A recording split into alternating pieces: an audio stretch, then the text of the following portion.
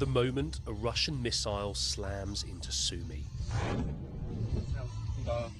It hit the city centre as people gathered to celebrate Palm Sunday.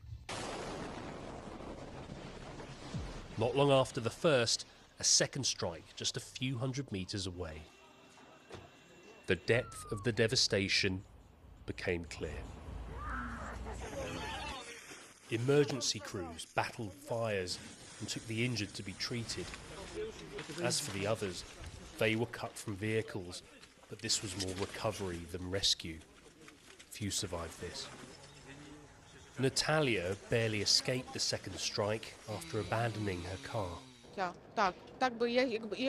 We decided to move to the shelter with all the children, and it saved our lives. If we hadn't done that, we would have been in the car, and we would be dead.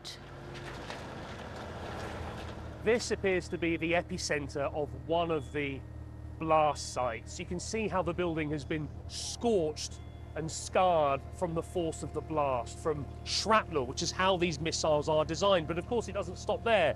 Windows have been blasted through buildings down the street, and there is a smell of stagnant water and blood in the air. As Washington and Moscow strengthen their own channel of communication, Ukraine is increasingly falling through the cracks, to its frustration. Every Russian missile, every drone, and every glide bomb strikes not only our people, but also diplomacy,